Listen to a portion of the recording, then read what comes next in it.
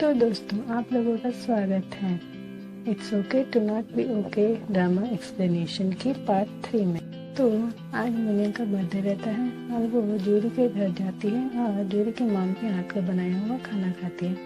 फिर वो शांति से मिलने जाती है, उसे मनाने की कोशिश करती है और उसे ये कहती है कि वो उसके साथ अपना फ्रेंडशिप कंटिन्यू रखना चाहती है। लेकिन शांति कहता है कि नहीं, ये सब फेक है, तुम झूठ बोली हो।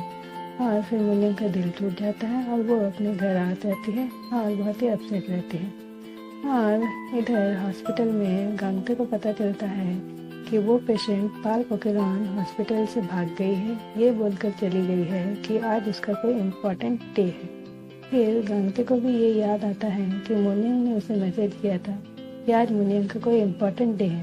फिर गांगते को ये लगता है कि शायद पार्क ओकेरॉन मुनिया के ही घर गई होगी, क्योंकि गांगते को ये लगता है कि पार्क ओकेरॉन ही मुनिया की मॉम है।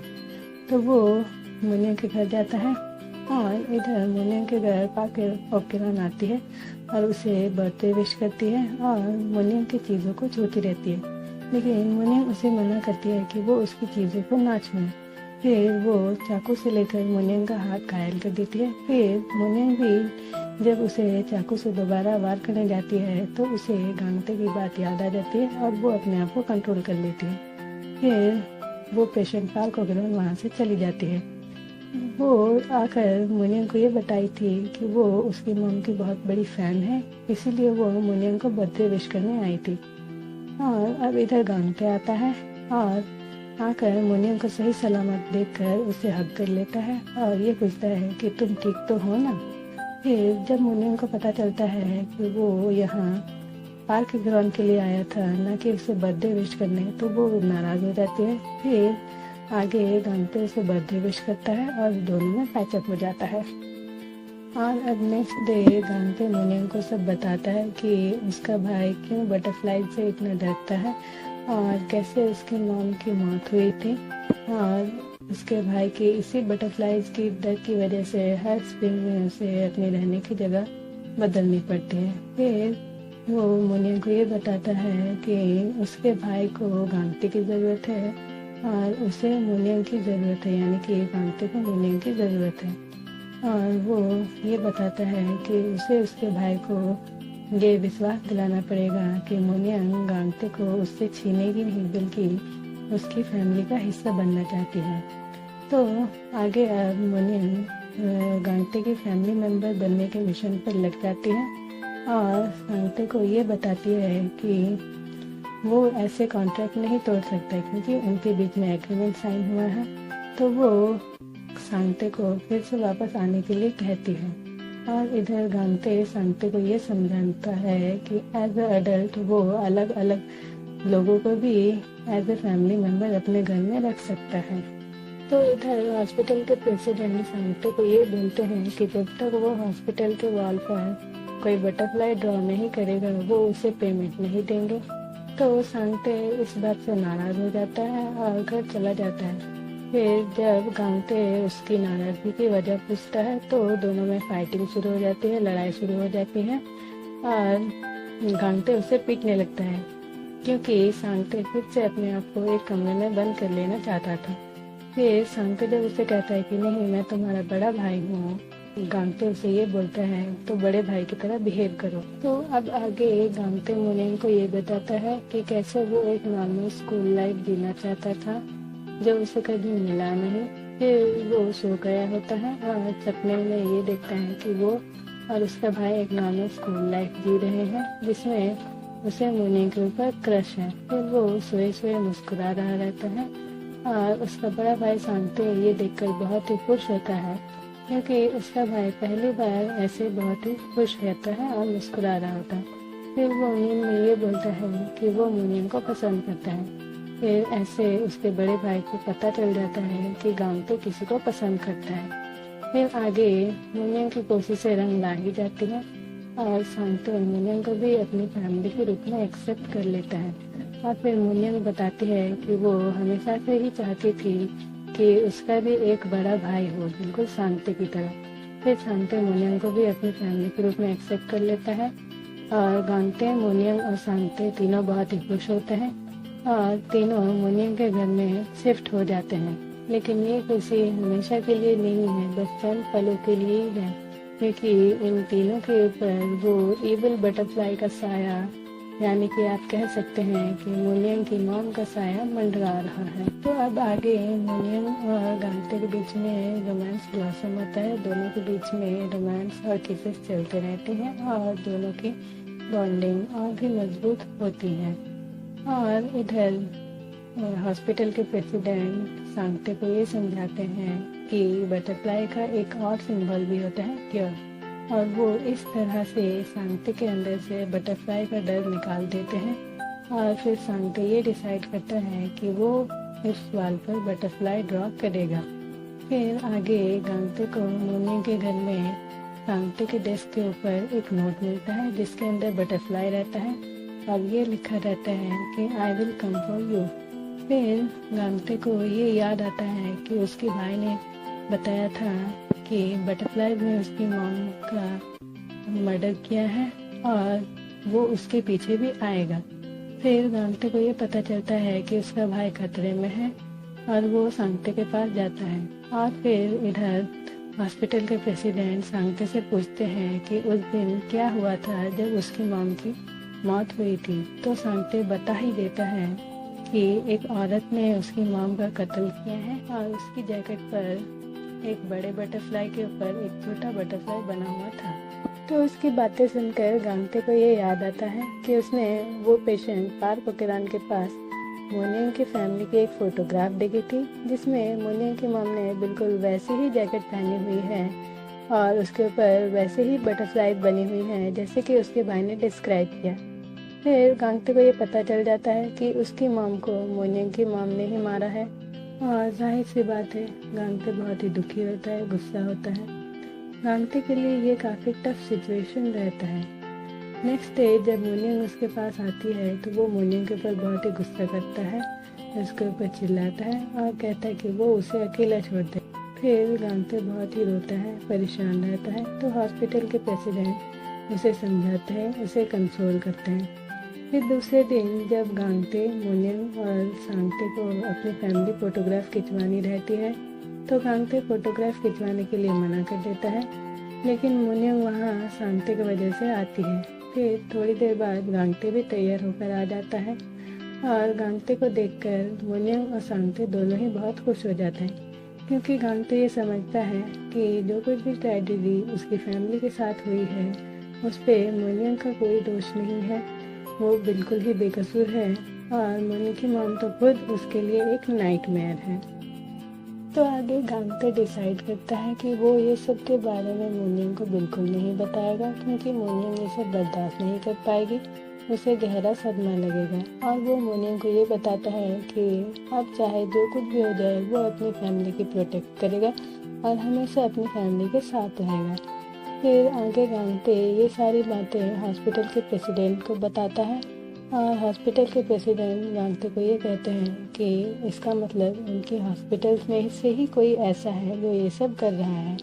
फिर हॉस्पिटल के प्रेसिडेंट गांगते को ये बताते हैं कि वो ये सारी बातें और किसी को ना बोले। फिर इधर मोनियम के डैड की कंडीशन काफ़ी ख़राब हो जाती है और वो बहुत ही जल्द मरने वाले होते हैं, लेकिन मोनियम कहती है कि वो उनसे नहीं मिलने जाएगी, वो अकेली ही रहेगी। फिर आखिर में मोनियम के डैड हॉस्पिटल की हेड नर्स पार्क से ये कहते हैं कि उन्होंने अपनी वाइफ का कत्ल कर दिया था, क्योंकि उनकी वाइफ ने एक औरत का कत्ल कर दिया था और उनकी घर की होम कीपर के साथ गाना गुनगुना रही थी। और ये सब कुछ देखने के बाद उनका उनकी वाइफ के साथ झगड़ा हो गया और उनकी वाइफ ऊपर से सीढ़ी से नीचे गिर गई और उसका सर फट गया और खून ही खून बह रहा था और उनकी मौत हो गई। और मोनियम ने ये सब कुछ देख लिया था। इसके बाद मोनियम के डैड ने उसकी मॉम की लाश को बैग में भरकर पानी में फेंक दिया था। तो आगे गांगते मोनियम के डैड से ये पूछता है कि क्या इसी वजह से वो मोनियम को मारना चाहते हैं कि उसकी मॉम का कत्ल होते हुए देख लिया था। तो मोनियम के डैड कहते हैं नहीं, वो इसीलिए मोनियम को मारना चाहते थे क्योंकि उन्हें ये लगता था कि मोनियम भी अपनी मॉम की तरह मॉन्स्टर ना बन जाए। मोनियम के डैड की डेथ हो जाती है। इसके बाद मोनियंग भी काफ़ी दुखी रहती है, लेकिन बाहर से दिखाती नहीं है। और हमें यहाँ एक फ्लैशबैक देखने को मिलता है जहाँ ये दिखाया गया है कि कैसे मोनियंग के डैड पहले उसे बहुत प्यार करते थे, उसे बहुत मानते थे, लेकिन आगे सब कुछ बदल गया। फिर सांगते इधर अपनी बटरफ्लाई के डर से बाहर निकलकर हॉस्पिटल की वॉल पर बटरफ्लाई ड्रॉ करने वाला रहता है और मोनियंग और गांगते के साथ वहां जाता है, लेकिन देखता है कि वहां पहले से ही एक बटरफ्लाई बनी हुई है और वो बटरफ्लाई बिल्कुल वैसे ही है जैसा कि उसकी मॉम की मर्डर के वक्त उस औरत ने पहनी हुई थी। फिर आगे वो बटरफ्लाई देखकर और सांगते की बातें सुनकर मोनियंग को भी ये याद आता है कि ये तो बिल्कुल वैसी ही बटरफ्लाई है जो उसकी मॉम अपनी जैकेट पर लगाया करती थी। फिर आगे मोनियंग को भी ये पता चल जाता है कि गांगते की मॉम को मोनियंग की मॉम ने ही मारा है। फिर आगे गांगते और हॉस्पिटल के प्रेसिडेंट सीसीटीवी फुटेज चेक करते हैं ये देखने के लिए कि वॉल पर पेंटिंग किसने बनाई है। तो उन्हें ये पता चलता है कि वो पेंटिंग हेडनेस पार्क ने बनाई है। और फ्रेंड्स, यहाँ एक चौंकाने वाली बात सामने आती है कि मोनियंग की मॉम और कोई नहीं बल्कि हेडनेस पार्क है। फिर हेडनेस पार्क की हकीकत जानने के बाद गांगते और प्रेसिडेंट दोनों ही काफ़ी शॉक्ड हो जाते हैं कि कैसे वो इतने दिनों से इन्हें बेवकूफ़ बना रही थी और इनके आंखों के सामने ही थी, और गांगते अपने भाई का ख्याल रखने के लिए हेडनेस पार्क पर भरोसा कर रहा था।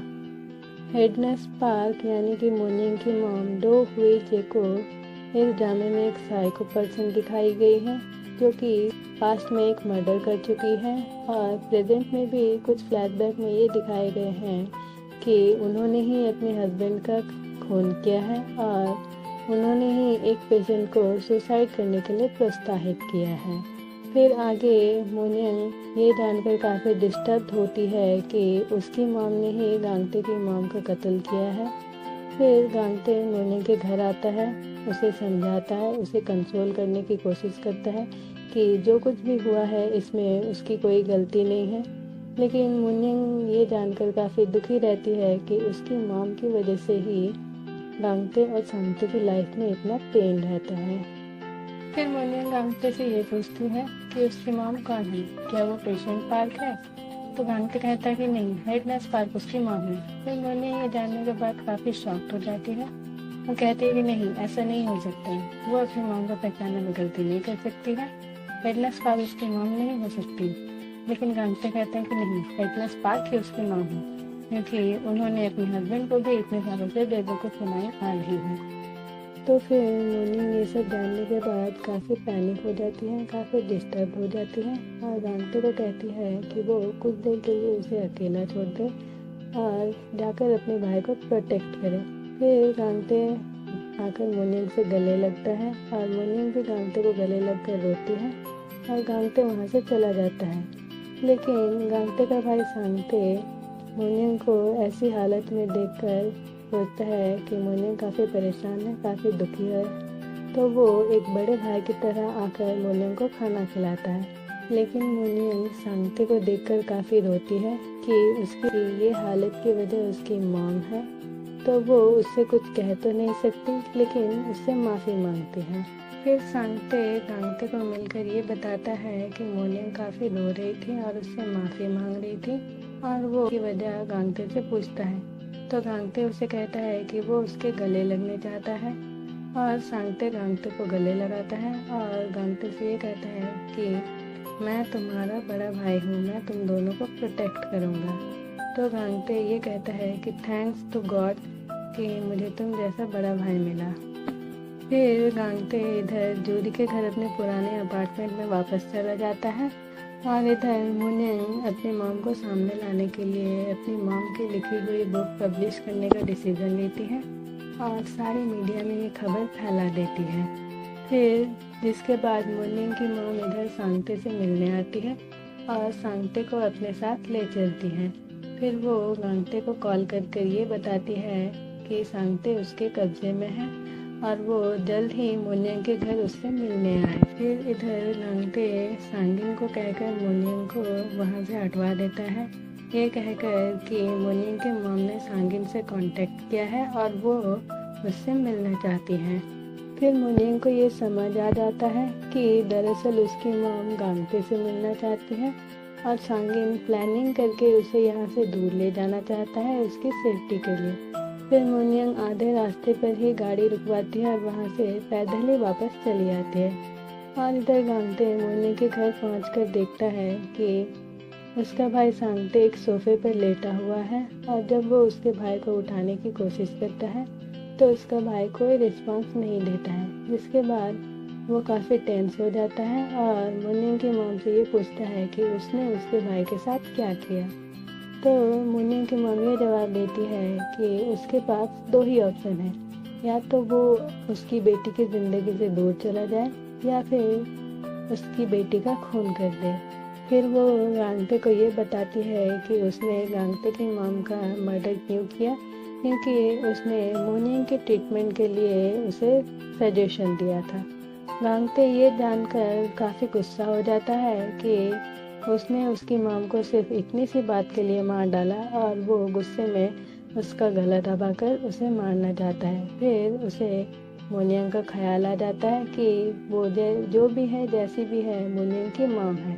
फिर वो उसे छोड़कर पीछे हट जाता है, लेकिन मुनियन की मॉम उसे इंजेक्ट कर देती है।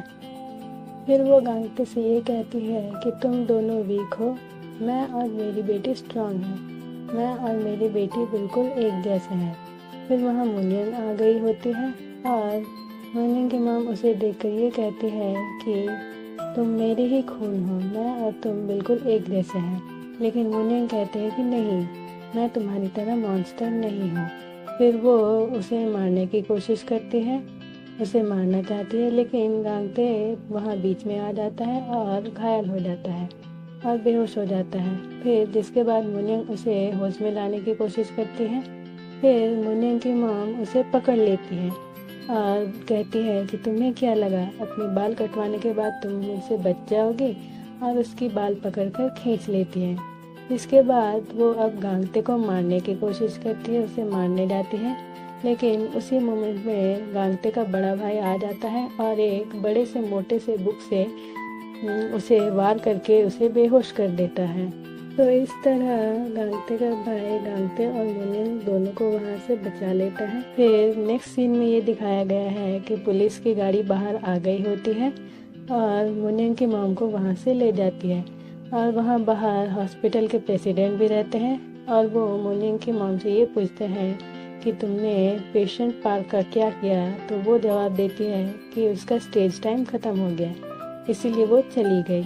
तो प्रेसिडेंट ये कहते हैं कि अब तुम्हारा भी स्टेज टाइम ख़त्म हो गया। और इधर इलीगल यूटर्न लेने की वजह से सांगिन पुलिस स्टेशन में फंसा रहता है और जूरी और सेंजी आकर उसे बचा लेते हैं। और इधर गांगते को होश आ जाता है और मुनियन उसे सारी बातें बताती है और साथ ही साथ ये भी बताती है कि वो ये कभी नहीं भूल सकती है कि उसकी और उसके भाई को क्या क्या नहीं सहना पड़ा उसकी मॉम की वजह से।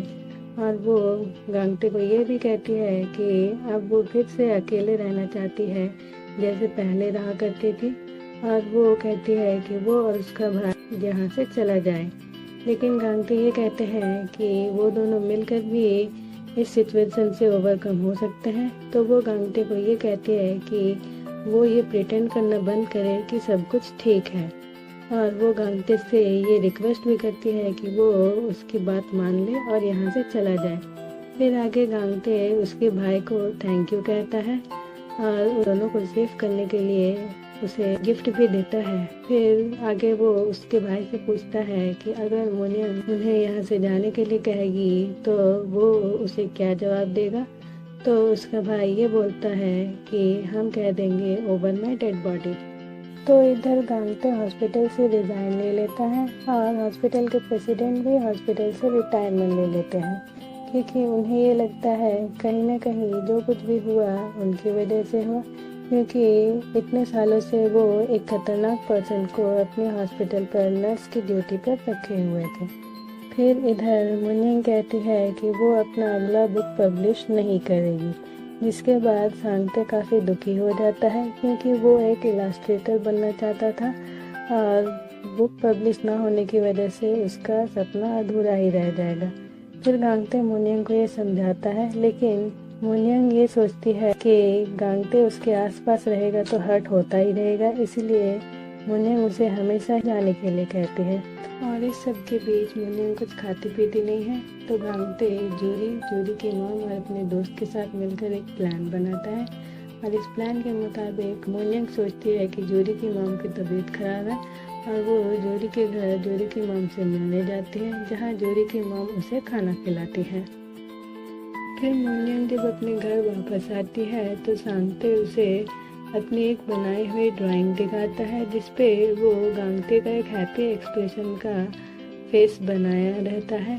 और वो मोनियंग से ये कहता है कि गांगते सोते हुए बहुत ही खुश था और कह रहा था कि वो एक लड़की को पसंद करता है। फिर मोनियंग भी ये ड्राइंग देखकर बहुत ही खुश हो जाती है और देखती है कि इस ड्राइंग में गांगते कितना हैप्पी नजर आ रहा है। फिर इधर गांगते और उसका भाई उसके मॉम की याद में हॉस्पिटल में पेड़ लगाते हैं और पेड़ के बीच में अपनी फैमिली फोटोग्राफ टांग देते हैं, जिसमें गांगते, सांगते और मोनियंग रहते हैं। फिर मोनियंग वहाँ आकर गांगते से ये पूछती है कि उन्होंने उसकी फोटो यहाँ क्यों लगाई है, तो गांगते उसे ये जवाब देता है कि वो उसकी फैमिली है। फिर आगे मोनियंग गांगते से ये पूछती है कि क्या उसकी मॉम खुश होंगी, तो गांगते मोनियंग को ये कहता है कि हाँ बिल्कुल होंगी, क्योंकि उसकी मॉम हमेशा से ही चाहती थी कि उसके भाई का कोई दोस्त बने और मोनियंग उसके भाई की दोस्त भी है और वो लड़की है जिससे वो प्यार करता है। फिर आगे गांगते मोनियंग से अपना लव कन्फेशन करता है, लेकिन मोनियंग वहाँ से जा रही होती है और वो चिल्ला कर उसे आई लव यू बोलता है। जी हाँ, ये बिल्कुल वही सीन है जब मोनियंग अपना लव कन्फेशन गांगते से कर रही थी और गांगते वहाँ से जा रहा था। फिर आगे दोनों घर आते हैं और दोनों का पैचअप हो जाता है और फिर ये डिसाइड करते हैं कि वो दोनों मिलकर इस सिचुएशन से ओवरकम हो जाएंगे। और ये मोनियंग और गांगते के बीच में रोमांस ब्लॉसम होता है। फिर मोनियंग सांगते की बनाई हुई ड्राइंग गांगते को दिखाती है और गांगते भी ये ड्राइंग देखकर बहुत ही खुश हो जाता है। फिर आगे मोनियंग गांगते को ये बताती है कि वो अपने नेक्स्ट बुक पब्लिश करने वाली है। फिर ये बात सांगते सुनकर बहुत ही खुश होता है और वो सांगिन से मिलती है और सांगिन को ये कहती है कि वो या तो उसकी बुक पब्लिश करे या फिर उसकी मॉम की, चॉइस उसकी है। तो सांगिन कहता है कि वो उसकी बुक पब्लिश करेगा, लेकिन वो यहाँ एक प्लान किया रहता है और वो सेयोंजे से ये कहता है कि वो टेबल से मोनियंग की मॉम की मैन्युस्क्रिप्ट उठा ले, लेकिन ये मैसेज सेयोंजे के पास नहीं पहुंचती है बल्कि मोनियंग के पास पहुंच जाती है, जिसके बाद वो मैन्युस्क्रिप्ट कहीं खो जाती है। फिर बाद में सेयोंजे और सांगिन दोनों मिलकर उसे ढूंढ निकालते हैं, लेकिन इसके बाद भी सेयोंजे कहती है कि वो मोनियंग की ही बुक पब्लिश करेगी क्योंकि उसने मोनियंग से वादा किया है। तो आखिरकार सांगते भी अपनी बटरफ्लाई की डर से ओवरकम हो जाता है और वो हॉस्पिटल के वॉल पर बटरफ्लाई ड्रॉ करता है। और इधर मोनियंग अपने मॉम से मिलने के लिए जेल जाती है। वहाँ जेल पे मोनियंग की मॉम उससे कहती है कि मैं और तुम एक जैसे हैं और तुम अपनी लाइफ से मुझे कभी नहीं मिटा पाओगे। तो मोनियंग कहती है कि हाँ ये सही है, भले ही वो अपनी लाइफ से अपनी मॉम को नहीं मिटा पाएगी लेकिन नई मेमोरीज से कवर कर पाएगी। तो आखिरकार मोनियंग की बुक लॉन्च हो ही जाती है और लॉन्चिंग इवेंट उसी हॉस्पिटल में रहते हैं। फिर मोनियंग की बुक लेकर सांगते अपनी मॉम के ट्री के पास जाता है और वहाँ अपनी मॉम से बातें शेयर करता है। ये काफ़ी इमोशनल मोमेंट रहता है गांगते और सांगते दोनों के लिए। मोनियंग की बुक की ये स्टोरी उन तीनों की रियल लाइफ स्टोरी से इंस्पायर रहती है। बुक लॉन्चिंग इवेंट में कुछ फनी थिंग्स हो जाते हैं, जिसके बाद सभी काफ़ी एंजॉय करते हैं और काफ़ी खुश रहते हैं। और इधर हॉस्पिटल के प्रेसिडेंट हॉस्पिटल के वॉल पर बटरफ्लाई ड्रॉ करने के पेमेंट के रूप में सांगते को एक कैंपिंग कार गिफ्ट करते हैं। और इधर हॉस्पिटल की नौकरी छोड़ने के बाद गांगते अपनी आगे की पढ़ाई कंटिन्यू करना चाहता है और सांगते और मोनियंग के साथ एक लॉन्ग ट्रिप पर जाना चाहता है, जिसके बाद वो घर जाकर मोनियंग और सांगते से इस ट्रिप पर जाने के लिए पूछते हैं, लेकिन सांगते और मुनियन गांगते को सरप्राइज देने के चक्कर में ट्रिप पर जाने के लिए मना कर देते हैं। फिर जिसके बाद गांगते काफी दुखी हो जाता है और वो सांगिन और अपने दोस्तों के साथ मिलकर बहुत ड्रिंक कर लेता है। फिर जब वो ड्रंक हालत में घर आता है तो देखता है कि सांगते और मुनियन ट्रिप पर जाने के लिए तैयार हैं और सांगते और मुनियन गांगते को इस हालत में देखकर काफी नाराज होते हैं। फिर फाइनली तीनों ट्रिप के लिए निकल पड़ते हैं। और दोस्तों, इस ट्रिप के दौरान इन तीनों के बीच में हमें काफी हैप्पी मोमेंट देखने को मिलते हैं। ये तीनों ट्रिप बहुत ही एंजॉय करते हैं। और दोस्तों, फाइनली इस ड्रामे के सेकंड कपल के बीच में भी लव ब्लॉसम शुरू होने लगते हैं। और अब हाफ ऑफ द ट्रिप पार हो जाने के बाद सांगते गांगते को ये कहता है कि वो अब इन दोनों के साथ आगे की ट्रिप कंटिन्यू नहीं करना चाहता है, क्योंकि उसे एक फेमस ऑथर से इलस्ट्रेटर की जॉब ऑफर हुई है, तो वो एक प्रोफेशनल के रूप में अपना इलस्ट्रेशन का काम करना चाहता है। तो गांगते सांगते से ये पूछता है कि क्या उसे उसकी जरूरत नहीं पड़ेगी, तो सांगते उससे कहता है कि नहीं। सांगते सांगते को बिलोंग करता है। तो गांगते अपने भाई को इतना इंडिपेंडेंट देखकर काफी खुश होता है। फिर इधर सांगिन सांगते को लेने आता है और मुनियन और गांगते दोनों अपनी आगे की ट्रिप के लिए निकल पड़ते हैं। और दोस्तों, इस तरह से इस ड्रामे की हैप्पी एंडिंग हो जाती है।